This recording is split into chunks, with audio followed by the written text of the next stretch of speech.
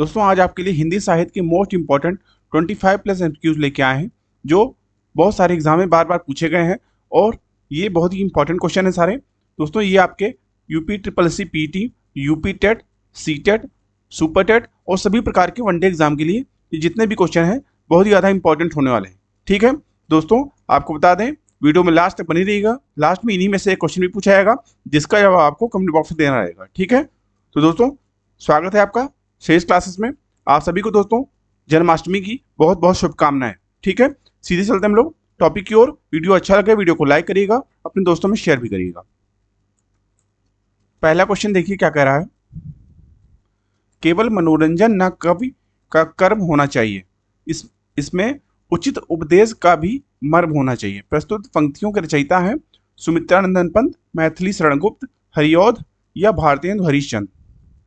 B option आपका इस question के लिए राइट होगा। ठीक है, मैथिली शरण गुप्त। दोस्तों आपको बता दें इसमें केवल मनोरंजन ना कवि का मर्म होना चाहिए, कवि का कर्म होना चाहिए, सॉरी, उसमें उचित उपदेश का भी मर्म होना चाहिए। पंक्तियों की रचना मैथिली शरण गुप्त जी ने की है। इन पंक्तियों में कवि की समाज के प्रति प्रतिबद्धता दिखाई देती है।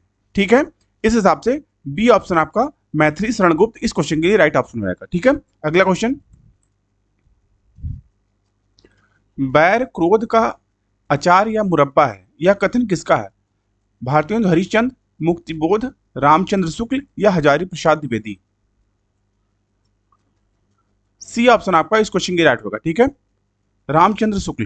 दोस्तों बैर क्रोध का अचार या मुरब्बा है, इस बात से तात्पर्य यह है कि जिस तरह अचार या मुरब्बा को बनाकर हम उसे एक पात्र में लंबे समय के लिए रख लेते हैं, उसी तरह क्रोध को भी यदि हम अपनी मन रूपी पात्र में ले लेंगे तो वह धीरे धीरे अचार या मुरब्बे की तरह पककर बैर का रूप धारण कर लेगा। ठीक है, इस हिसाब से सी ऑप्शन आपका रामचंद्र शुक्ल इस क्वेश्चन के लिए राइट ऑप्शन होगा। अगला क्वेश्चन।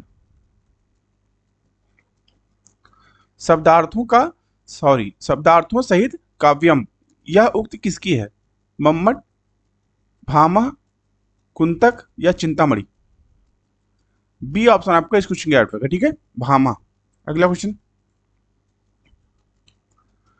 ढाई अक्षर प्रेम के पढ़े सो पंडित होए, प्रस्तुत पंक्ति के रचयिता हैं मीराबाई, कबीरदास, जायसी या तुलसीदास। बी ऑप्शन आपका इस क्वेश्चन के राइट होगा। ठीक है, कबीरदास। दोस्तों ढाई अक्षर प्रेम का पढ़े सो पंडित होए, इस छोटे से दोहे में जीवन का ज्ञान है। दोस्तों कबीर ने इस दोहे के माध्यम से यह कहा है कि जिसने भी प्रेम को चखा उसे कुछ और जानना शेष ना रहा, जिसने प्रेम रस पी लिया उसकी कोई भी प्यास ना रही, जो प्रेम में डूबा उसने परम ज्ञान को प्राप्त किया। ठीक है, इस हिसाब से बी ऑप्शन आपका इस क्वेश्चन की राइट ऑप्शन होगा। ठीक है, कबीरदास। अगला क्वेश्चन।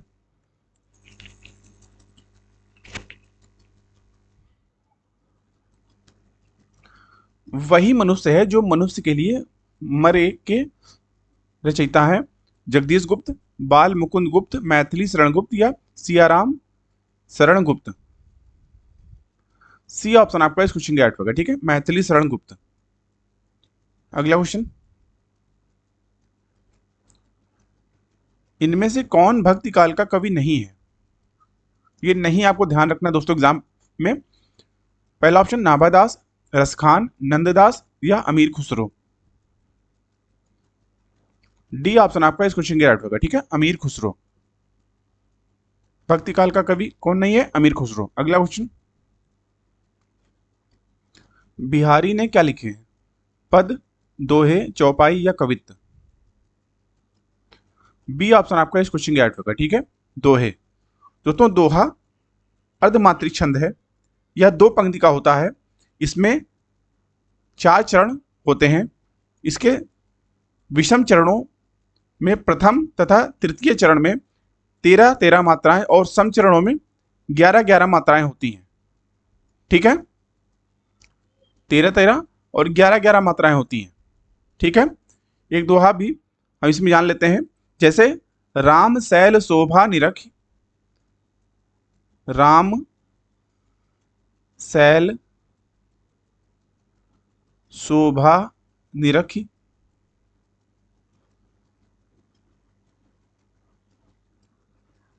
भरत हृदय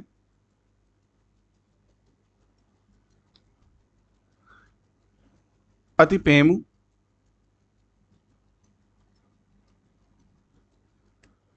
तापस तप फलु तापस तप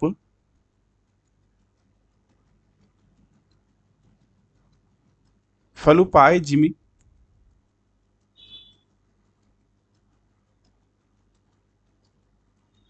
राइटिंग दोस्तों बहुत ही गंदी है। जिमि सुखी सिराने नेम सुखी सिराने नेम। ठीक है, तो इस हिसाब से बी ऑप्शन आपका इस क्वेश्चन की राइट होगा। ठीक है, दोहे। अगला क्वेश्चन, निम्नलिखित में से कौन सा प्रबंध काव्य है? रामचरितमानस, आंसू, एक कंठ, विषय विषपासी या बिहारी रत्नाकर। ए ऑप्शन आपका इस क्वेश्चन का राइट होगा। ठीक है, श्री रामचरितमानस। अगला क्वेश्चन, निम्नलिखित में से किन्हें साहित्य अकादमी पुरस्कार मिला है? मुंशी प्रेमचंद, नामवर सिंह निराला, भारतेंदु हरिश्चंद्र। बी ऑप्शन आपका इस क्वेश्चन का राइट होगा। ठीक है, नामवर सिंह को। अगला क्वेश्चन, पृथ्वीराज रासो किस काल की रचना है?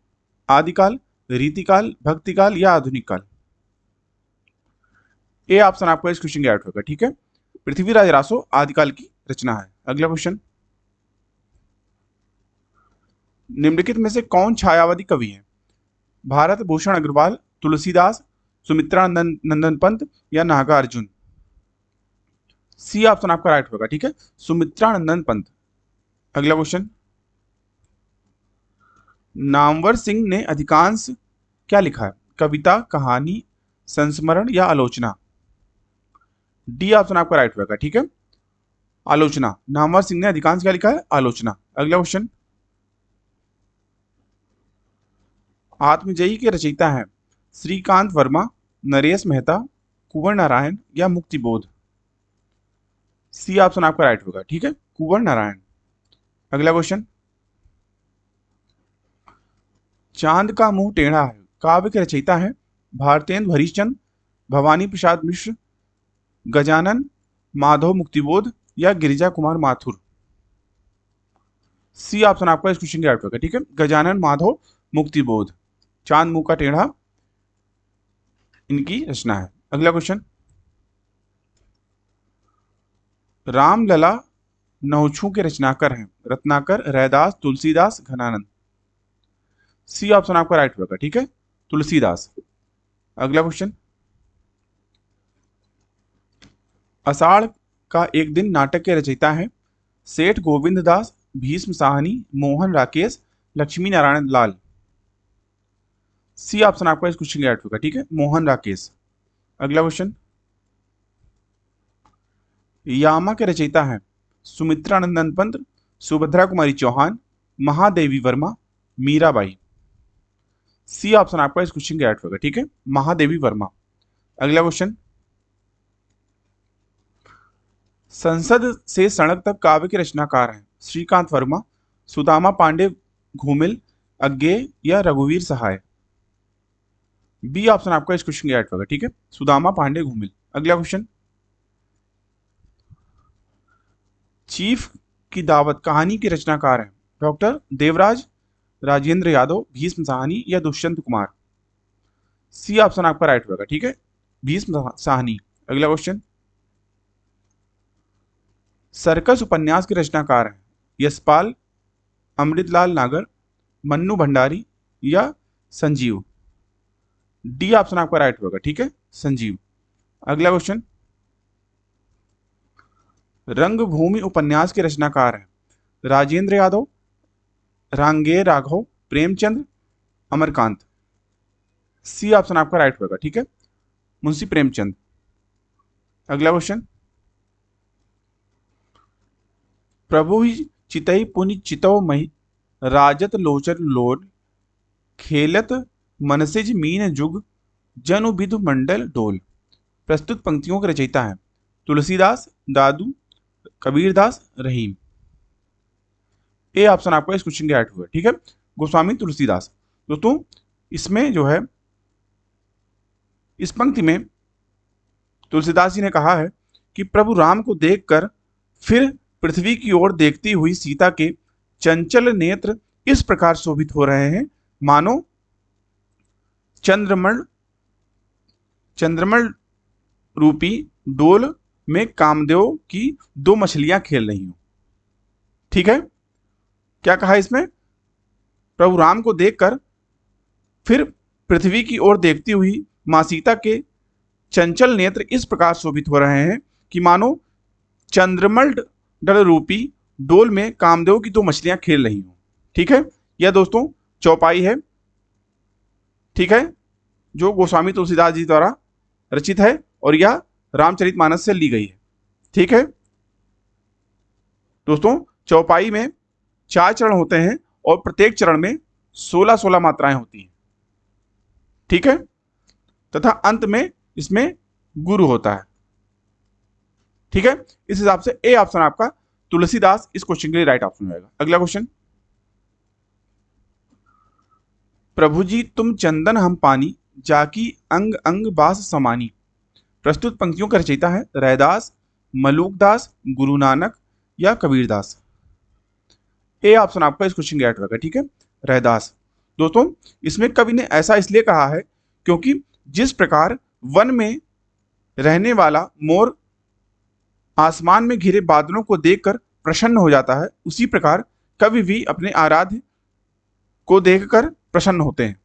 ठीक है, इस हिसाब से ए ऑप्शन आपका रैदास इस क्वेश्चन के लिए राइट ऑप्शन होगा। ठीक है, अगला क्वेश्चन,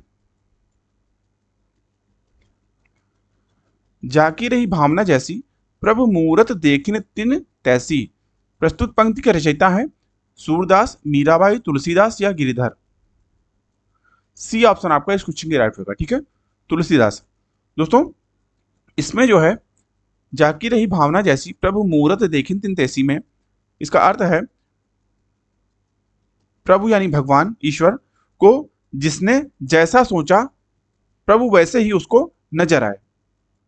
अगर देखा जाए सबरी के लिए भगवान श्री राम अलग थे, तो वहीं उनके भाई लक्ष्मण के लिए भगवान अलग थे, तथा वहीं रावण के लिए भगवान श्री राम अलग थे। ठीक है, इस हिसाब से प्रभु को जिसने जैसा सोचा प्रभु उसको वैसे ही नजर आए। ठीक है, तो यह पंक्ति जो है रचयिता है श्री तुलसीदास, गोस्वामी तुलसीदास जी। ठीक है, सी ऑप्शन आपका इस क्वेश्चन की राइट होगा। ठीक है, अगला क्वेश्चन,